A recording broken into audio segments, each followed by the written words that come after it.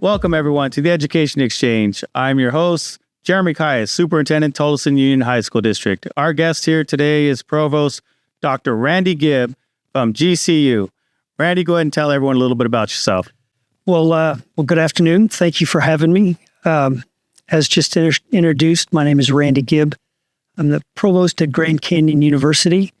I've been there now 10 years, almost exactly. I'm blessed to work at Grand Canyon University. For 8 years, I was dean of the Jerry Colangelo College of Business. And then 2 years ago, I stepped into the role as provost and chief academic officer. My background a little bit, prior to that, I served 26 years in the United States Air Force. And my wife is from Phoenix. So after 12 moves and 26 years, I had to bring her home, and just super lucky to for my civilian job to now work in higher education at Grand Canyon. Well, thank you for being on here today. Let's tell everybody a little bit about Grand Canyon. So, year GCU, one of the taglines: private, Christian, affordable. Let's jump into the middle part of that first, and then we'll talk about the other two. So, you hear Christian in the tagline. Right away, we might have some students, some families wondering if it's the right fit for them. Is it a requirement that they are Christian in order to attend GCU? What are some of the expectations? Are there daily prayers? Are they required daily prayers? Like, what can they expect? What exactly goes along with that Christian part of it? Great question. You're right. Private, Christian, affordable is our little tagline. So we are a missional, Christ-centered university, which means we are very inclusive and open to anyone who wants to come. You don't need to sign a statement of faith to come to Grand Canyon University. Now, about 80% of our traditional 18-year-old students who come to campus, about 80% had grown up in some church of some type, be it Protestant, Catholic, Lutheran, Presbyterian, some type of evangelical. But it's not required. And what's from a missional perspective, meaning that we want to have people understand and learn within the world they're going to go work in and live in after college, which is a mix of society of all types of faith and beliefs. And yet at the same time, we want to provide some context of the Christian worldview. So we first start with everybody has a worldview. Everybody has some context that they bring, that they kind of frame their values in, if you will. And so everyone takes a Christian worldview course. So we first talk about worldviews and how we look at things. And then we always provide, well, then now here's the Christian worldview perspective. We have a number of students who gain their faith while they're on campus and become baptized. At some point, let's say you and I are hanging out, and I'm like, oh, I really like how he lives his life. I'm interested with that. And then they start going to chapel together, and maybe they get baptized. Or maybe it hits them 2 years after they graduate, right? They're busy. They may be starting a family of their own. They're busy with work, and they're like, I need to maybe get centered on really what's important and place some value there. So then maybe then they start going to church and become a believer in that sense. So I really like our approach that any and all are welcome. It's very inclusive.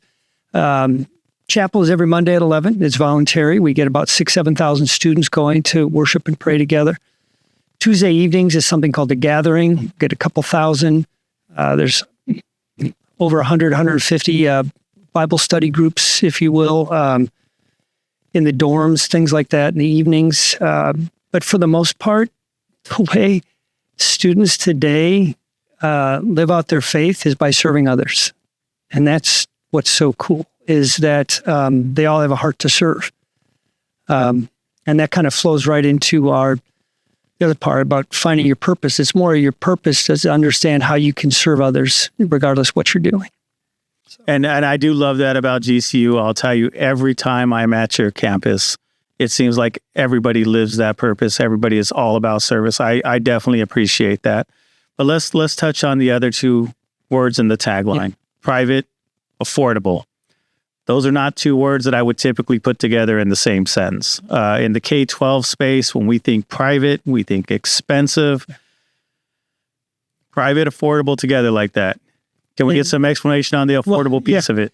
So in as the academic, right, we're like high quality, affordable Christian-based education at a private institution. It's really through the leadership of President Brian Mueller, who's absolutely phenomenal as a visionary and also as someone who demands and expects operational excellence. Somebody who leads a large organization, I can sure you can understand that. So it's a tough line because every day we just can't pass the cost on to the student. It's just not fair. Tuition has gone up 400%, in the last 20, 30 years. You would think over time with technology and efficiency and improvements of systems, the cost could go down, right? Our iPhones are an example of technology, and then now it's more affordable. So how is it that we can keep it affordable, maintain high quality? By being affordable, we're actually now a very diverse campus because we don't need any special programs because we're servicing typically a third of every incoming class as a first generation student. So we're by being affordable, we're serving a larger and more diverse student body. But it's really our shared service model, right? Typically at a university, and let me know if anything I say doesn't make sense. No, go for it. The colleges are kind of siloed and they operate independently and maybe even competing against each other for resources. At Grand Canyon, again, under Brian's leadership, we have this shared service. We collaborate on everything. We're only as good, it's like any sporting team, right? Or your school district, we're only as good collectively as our weakest link. But if our weakest link is pretty good, then we're a solid team, right? So when I came into business, we gave the master's in public administration to another college. It made more sense. So we gave seats away. Typically at a university, that wouldn't be done because they want to keep those because that's more budget, right? In a sense, that's more resources for that college. Well, we just share across the board and we collaborate. And so that is one of many ways that we can keep the cost down. So we work to be high quality, but we just, we get beat up by President Mueller and say, no, that's too easy to just pass the cost to the student. How can we be better as an organization to not raise tuition, which we haven't raised in 16 years on our ground campus? That is an absolute great accomplishment, great approach.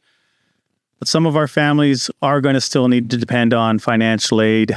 Now, being a private university, will the family still have the same access to all of the other financial options that would have been available to them at a public university? Yeah, I guess I didn't. So our other part to answer your affordable question is our system is straightforward. With the higher your GPA, the less that you're going to pay for tuition.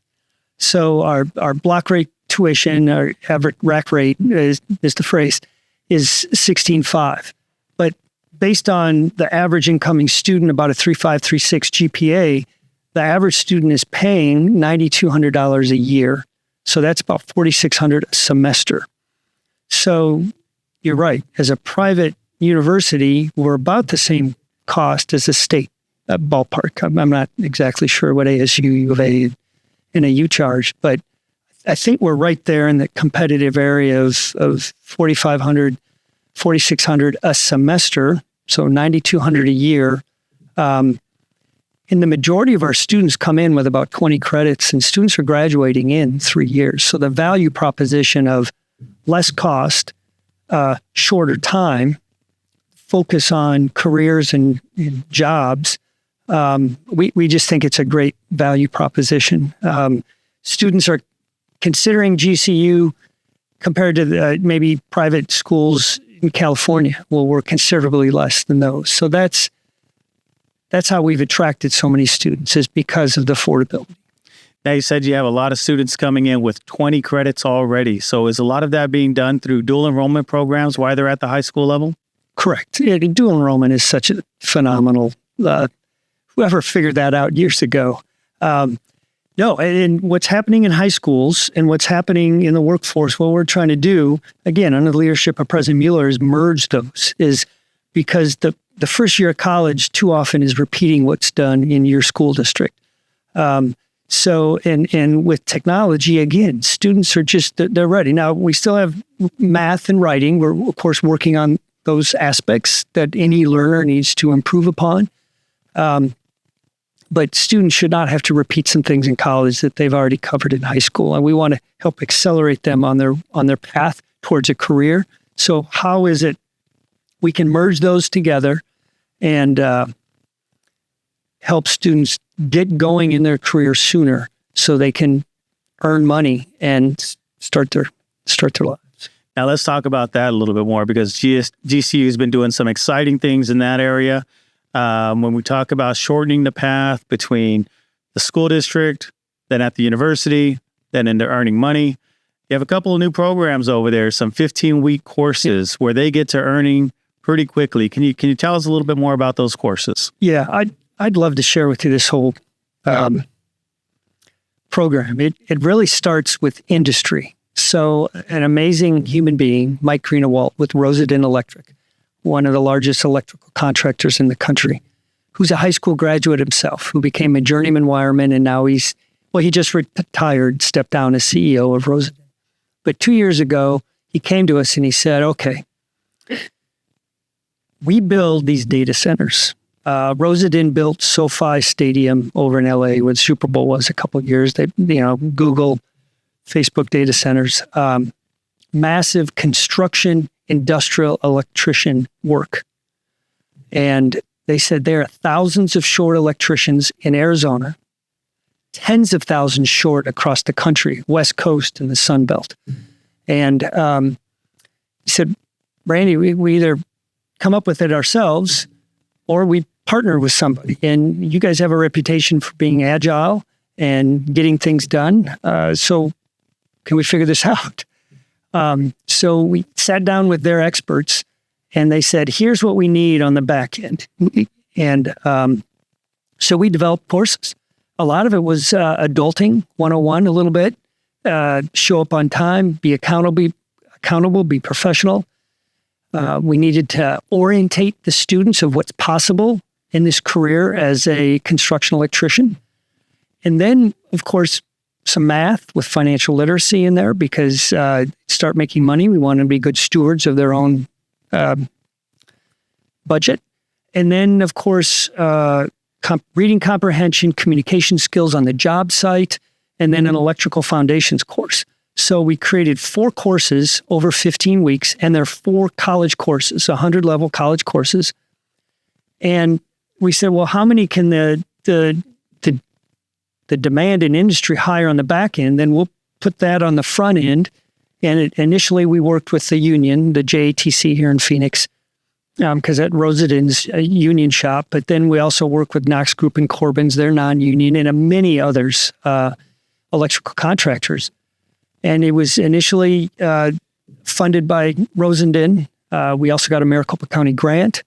And we've now had, in less than 2 years, 257 students complete our program and go right into a very, very well-paying job. 35, 40,000 immediately. Year 2, they're pushing 45, 50 with, so it's a 3 to 4 year program then to earn their formal apprenticeship. So what we've created was a pre-apprenticeship. Now, the part that I think we also helped is our outreach. So our counselors are all over the valley. Our marketing team is phenomenal. So if you're an HR department in electrical contracting business, how big is your reach? What is your reach into some of these schools and marketing? Well, GC was already pretty good at that. So that's a core value that then we could help. So it's not just the academic 4-course sequence we did. It was the operations on the front end in terms of marketing, recruiting. And that helped because they were having almost 50% retention issues, so 50% loss rate. So they would work hard they'd hire 1,000 and hopefully 500 would stick.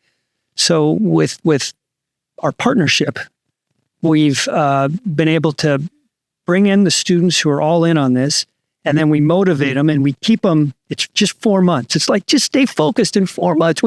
You're going to be there. You're going to be making money. You're going to just change the trajectory of where you're at. And then Mike would come speak. We'd have all these contractors come in. They'd visit the job site. They're bending conduit. They understand what they're getting into. We've partnered with Red Wing Boots. Milwaukee Tools sponsored it. They get tool belt, So we have a graduation ceremony, and we pack the house in the arena. It's just phenomenal. So sorry, that was probably a long answer, but it definitely so much fun. It definitely sounds phenomenal, and I appreciate how you started with the end in mind. You got the businesses themselves to come in and help shape this program to make sure that these students have a job waiting for them on the other end of this 15. And there's been a couple stories where we've had a student who then said, well, I want to just go be an engineer. Now, I'm like, now I believe that I can do this. So I'm going to go to college and get my degree.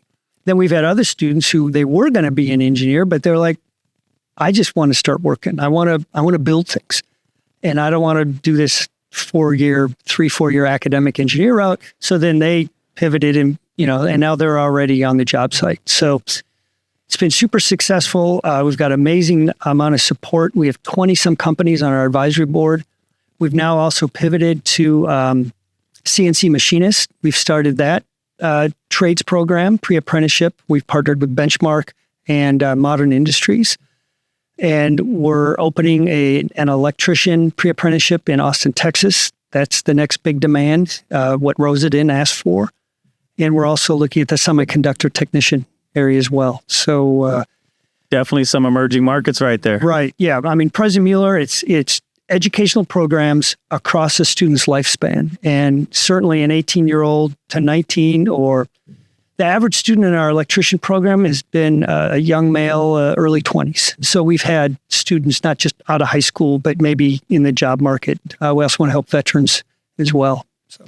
So when you look at straight out of GCU, they're making $35,000, $40,000 pre-apprenticeship. They're going to get their apprenticeship in a full 4 years.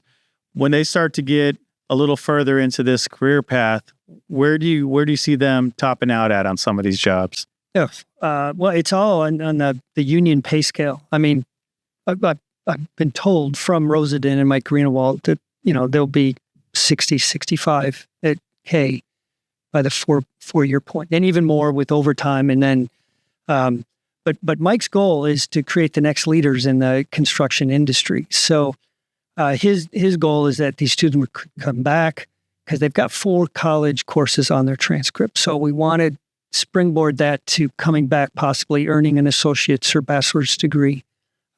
So as they decided they want to move up in these companies, right, or they want to, like you said earlier, become engineers, they've already got a start. Mm-hmm. They've got some courses under their belt that's leading towards that second career path. Yes, further along the line. And that, again, that's just one platform of our ground campus, our online campus, our ABSN bachelor's nursing program that we have. So we're trying to be agile and diverse educational opportunities for students of any age. Now, that's great for the fast track program. What about all your programs across the board? Yeah, our world needs tier 1 research universities, and my master's and PhD are from ASU. But I don't think every university needs to go the tier 1 research track. So we've really focused. We do a lot of research. We do undergrad research, applied research with our undergrad students. Our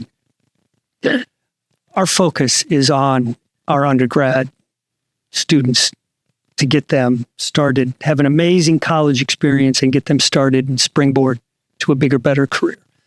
So again, we believe in research at the undergrad level. We're doing lots of it. We have 10 colleges, over 130 ground campus programs. We just hired a new dean of the College of Engineering that I knew in the Air Force. He spent 13 years with Boeing. He's bringing this industry experience. We're going to finish out our suite of ABET accredited engineering programs. Again, it's all going to be based hands-on, industry capstone projects. And so, yes, our students are getting hired by all the major companies, corporations that you would expect any engineering graduate or technology students, cybersecurity, and I could go on and on about who's hiring our students. That's great. And I see that you don't even wait for them to be out your door before you get them to work, because I was over at your entrepreneurial college. I saw that they were earning while they're learning. I saw Noggin Boss over there with the nice big hats, and Remy with their phone, and a lot of different like innovative ideas with these companies that your students are launching. Tell me a little bit about that. How's that earning while you're learning working out? Again, we're blessed with an amazing team. Really, Tim Kelly started, I think he's been at GCU for 12 years. He is an entrepreneur through and through. He's always got side gigs going, and he pours into students to see their success. He started Canyon Angels, which is a 501c6 angel investment group that's ballpark 60 companies have over $6 million invested. It's just part of the great entrepreneur ecosystem and the angel network that Arizona has. So Tim Kelly has started that. Idea Club, of course, is the club where people get goofy ideas and they pitch, and then they get feedback, and then they try and refine their ideas, and then at some point have to operationalize it to see if they can, anybody has an idea, but who can make it work. And then we brought on Robert Vera in 2019, 2020, and we started Canyon Ventures, which is an incubator accelerator. And it's unique in the fact that startups can be there for perfectly free, no charge. However, their payment is to hire GCU students. So then they catch the bug of entrepreneurism. They watch and learn, and they're employee number 3 in a company. So Noggin Boss, the cartoon size hat company, and you see them everywhere now. I think they even have a contract with the Olympics coming up. But I think he's hired over 100 students over the last couple of years. And he's got some, of course, that are now full-time, but a lot of them is while they want to learn entrepreneurship, they want to learn the business, and this is the business of retail marketing and merchandise supplying and going to events and doing all that kind of work. They may work there for 6 months or 12 months, but it's on their resume, they're learned, and then they move on. So it's just been a phenomenal success story. And the West Valley needed it. We needed more startup buzz and entrepreneur efforts in the West Valley. Another great company was Wes Smith. He was an engineering student who started the electric skateboard business. And through COVID, he couldn't get parts. So he started making his own parts with a CNC machine. And then he bought 4 or 5 CNC machines. He's like, this business is better than the skateboard business. So he got rid of the skateboards. And now GCU has partnered with him. So our CNC machinist workforce program is actually working and learning in his Lux Precision Manufacturing shop, which is located right by Canyon Ventures on campus. And so they're working the shop floor. So Wes is training future CNC students, while also engineering students are getting hands-on, and then he's hiring our engineering graduates. So it's just a phenomenal little ecosystem that we've created. But it all started with Tim Kelly and President Mueller investing on the startup culture, the entrepreneur. And really, that's what GCU is. We're kind of like a startup university. And you have a lot of great ideas spinning around over there at GCU. Let's talk about another one of the ones that you guys have going on over there, because our district is actually partnering up with you on this one. And that's, I believe it's Callaghan Care, when you guys are going out and you are actually helping the communities all around the valley with providing these family resource centers, with keeping supplies available for family, whether that's food, that's clothing, that's household items. Go ahead and tell us a little bit about that program. Yeah, that's another gentleman named Dave Donaldson approached President Mueller, and they said, listen, we have all these returned household goods that they just go to the landfill if we don't figure out a better way to help those in need. And so it's not an issue of, is there enough? It's just getting it to the people who need it. So we are the first university that became a hub. So we have about 130,000 square foot warehouse. And so shipments come in from CityServe, And so we're the City Serve hub. And then we have points of distribution pods, 120 or so around the state. And what those are churches and other nonprofits that say, listen, we know this young woman who's in need. She just had a baby. She doesn't have a crib. So the point is, how do you get that crib that's floating in the ecosystem of returns and warehouses to the person who needs it? Well, it's the church or the local nonprofit who then informs Nathan that runs our warehouse through CityServe, and then we get that to the person who needs it. And it's just an amazing, and the number I want to say, $12 million in in-kind goods. So it's some huge number. It's probably not right. I got to get that data point of how we've helped families through these return goods from Costco or Lowe's or Amazon that just now get repurposed to those who need it. Yes, and the dollar number could not equate to how much it means to those families. We know how it is when you need a resource, when you can finally find a way to acquire that resource. What a sense of relief that is to have somebody there that's there to help, and that's another thing that I think really elevates GCU is the fact that they care and they do things like this to give back to the community. And we can only do it because we have 25,000 students on our ground campus who want to serve and volunteer their time. And it can only be done through volunteers. So going back to having a heart to serve. Now, I think President Mueller would be upset with me if we don't talk about Antelopes basketball. Yeah. So let's talk about how amazing was that run to the tournament. So fun. Yeah. Yeah. The season went undefeated at home, and then to go to the WAC tournament, and the pressure to win, because when we won it 2 years ago, I think we were like a 5th seed, so we had to win a bunch of games, and no one really saw that coming in a way. But this year it was expected. We stepped up as needed, and then to go to Spokane NCAA tournament, beat St. Mary's, and then the Gonzaga fans were cheering for us because they don't like St. Mary's because they're rivals. So it was so much fun. And we almost had Alabama, and then to see Alabama go all the way to the Final Four. Yes, that was amazing. And when you think GCU and you think private university, you don't think about having all of these great extracurricular opportunities, to have all these sports, to have such a high caliber team like that. Exactly how many, sports, extracurricular activities, like what are some of the other types of programs that are available? I think people discount the fact that if you are a star athlete, there's probably, you can also find your purpose at GCU. Thanks for the plug, for sure. We have, I think, 21 D1 sports. So we're all over, and it was just announced about a month ago that we're going to the West Coast Conference. So we'll be playing Gonzaga, St. Mary's, Pepperdine, Loyola Marymount, USD twice a year in every sport.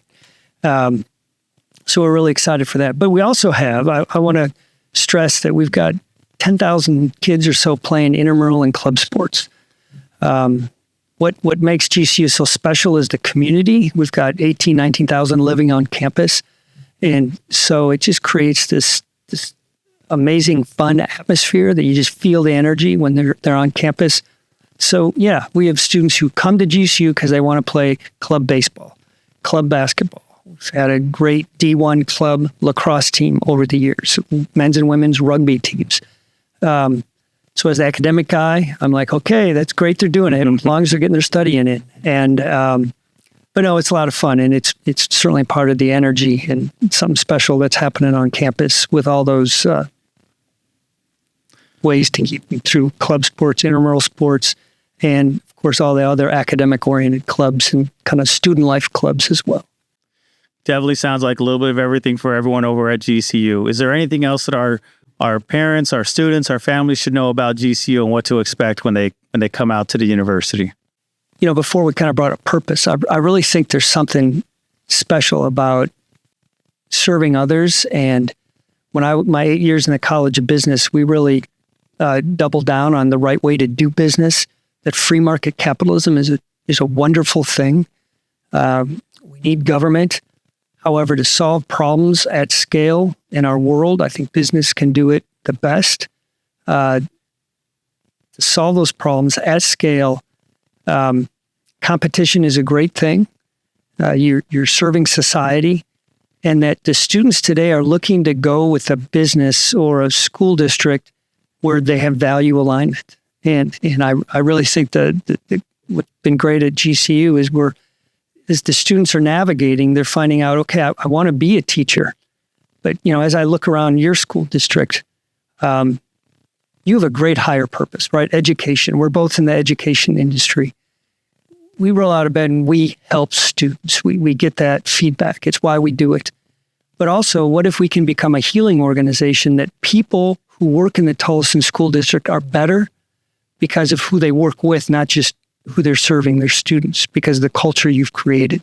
So our students are looking for those companies where they have, it's not just on the wall, but they're living it out. They can see it, feel it, touch the culture of care. And people are better personally for working at your school district every day. So that's this concept. Raj Sisodia wrote a book on the healing, and that was a healing organization. And that's another part of the College of Business in GCU. And I think that approach is so important to understand the fit that a student is looking for is because a marketing course is a marketing course, right? But what wraps around that experience is everything else that I think we've been talking about with Grand Canyon is. So it's certainly worth a visit and check it out. Dr. Randy Gibb, let's tee off one more conversation before we conclude today, and that's Commitment Day. And we know that GCU is committed to coming out to Commitment Day on September 17th and September 18th, where we are going to bring out all of our seniors to State Farm Stadium, and we're going to have them up on the stage just like we would at graduation, with one difference. They're going to be handed a microphone, and we're going to ask them, after you graduate, what are you doing next? We're hoping a lot of them are going to say they're going to GCU. We'll have you over there. We're going to send them over to your booth.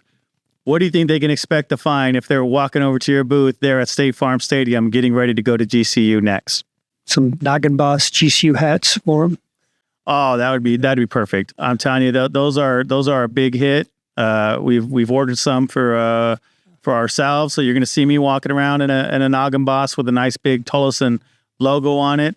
So I'd love it if you guys can bring some of those out to Commitment Day, and probably put some antelope logo on the top for them so they can get their nice picture in that big Noggin Boss hat over there at the stadium. And we appreciate you being on the show here today. Appreciate all the information that you've shared with our families. And we appreciate you, our listeners, for tuning back in to The Education Exchange, where we aim to enlighten our parents and empower our students. And we hope to see you again next week.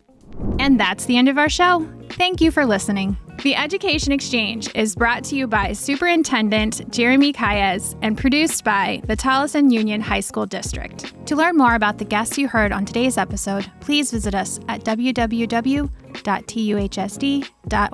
And if you like this podcast, please give us a like, hit that subscribe button, and tune in next week for another episode of The Education Exchange.